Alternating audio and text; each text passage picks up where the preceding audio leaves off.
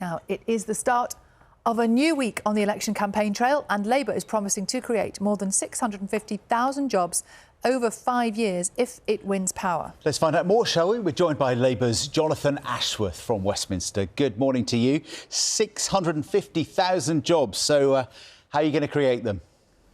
Well, as you know, the economy really needs to get motoring. We've had paltry economic growth these last 14 years. It means people's living standards have been squeezed.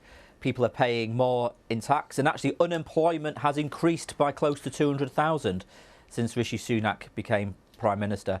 We've got an industrial plan to grow the economy, create wealth, to help people become better off, to make people better off. And we're going to use our industrial plan to invest in good, well-paid jobs of the future. Good jobs in clean steel, which will benefit areas like Cardiff, Port Talbot, Rotherham and Sheffield. Good jobs in electric vehicle manufacturing, so we can lead the world. Good jobs in the renewable energy sources of the future. So in the way in which governments have turned their back on communities and have said it doesn't matter if people lose their jobs, we are going to reindustrialise this country, and it means families will be better off with Labour, in contrast to other Conservatives, because of the mistakes they will make again, like Liz Truss. Families face mortgage hikes of £4,800. And you're talking about creating a national wealth fund where you, as a potential government, would put in like £7 billion, and then the private sector would put a load of money in as well. How do you convince those private companies to do that, to match you and then go beyond?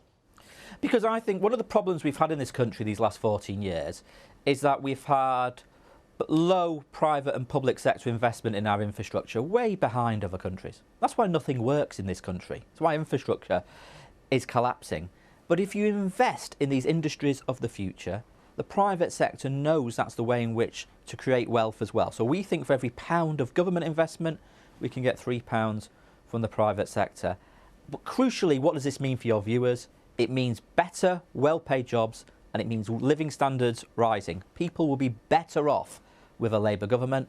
Under Conservative government with 5 more years, because they'll make all the same mistakes Liz Truss made, people will be paying more on their mortgage, £4,800. Our viewers are also going to be thinking, how would a Labour government pay for this, though, aren't they? And the Conservatives saying, once again, that you have a big black hole of money that's not accounted for. They're saying today this is part of a £38 billion black hole under Labour. What do you say to that? This is more nonsense from an increasingly desperate Tory campaign, probably the most desperate Tory campaign I've seen in my lifetime, frankly. All of our commitments are fully funded. We explain where every penny piece is coming from. In contrast, the Conservatives have delivered this, have given us this long, desperate wish list. It's like the Liz Truss debacle all over again. That will put pressure on mortgage rates, and in fact, we believe it will push up mortgage rates by £4,800 for households. Our plan is fully funded. And look, let me just tell you what our plan will mean. Our transition to green energy sources. In Leicester, where I'm from, if you're on the St Peter's estate, the St Matthew's estate, you're paying more on your district heating. The government didn't step in to support people on district heating schemes. People are paying so much more. Under our plan, because we're going to invest in green renewable energy sources, we won't be exposed to international markets like under the Tories. We'll actually be able to cut energy bills, bring energy bills down. That's the difference our plan will make to people in Leicester on the St Matthew's and St Peter's estate and your viewers across the country. We're going to cut energy bills for good, create good, well-paid jobs across the country, and you'll be better off with Labour. But I think people still are not necessarily convinced about where this money is going to come from. And I know you've said that what taxes you won't be increasing, but once again this morning there are questions about what might go up, what you haven't announced.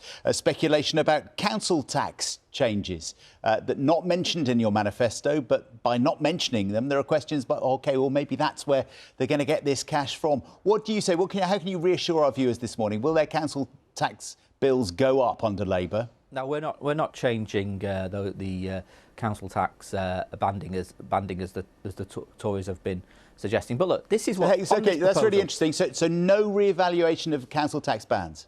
Those banding, no. Well, that is not a policy that we are pursuing, those council tax rebandings. But let me tell you on this policy. During a 5-year term? No, that is not our policy. On this, we're going to get the money for this investment in 650,000 jobs by imposing a windfall tax on the big gas and oil giants. They've sat there and they've made huge profits.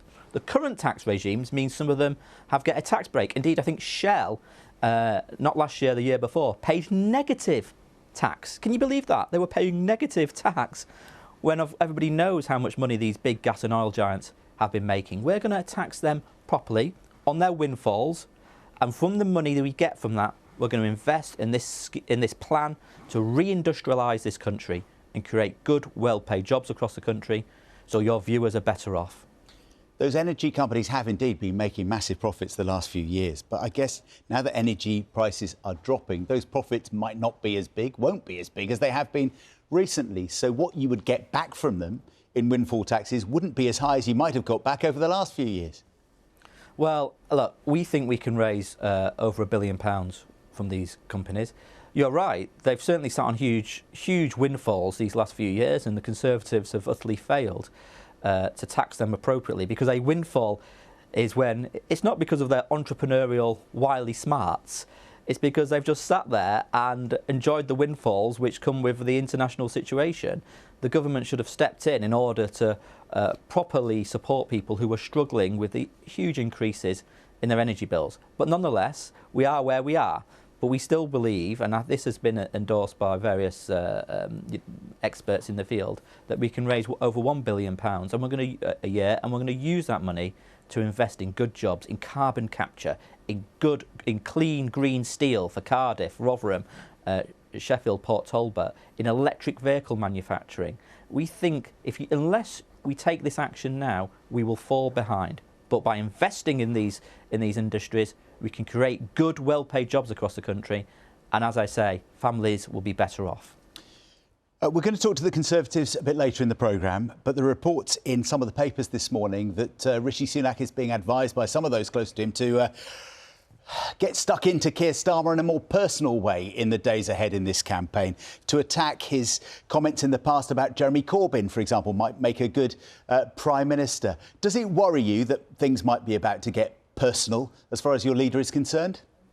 Well, look, I think if the Tories are now talking about playing the man, not the ball, I think that reveals the extent to which they're utterly bankrupt of ideas for the future of the country. And the big choice in this election now is whether, after 14 years of failure, you want to continue with the 5 years of chaos and economic decline, where you will be worse off because they'll put your mortgage up by £4,800. But personal attacks, does it worry that those personal attacks could stick? Look, I think in the end people vote on the issues, and Labour is putting forward a plan to create 650,000 good, well-paid jobs across the country.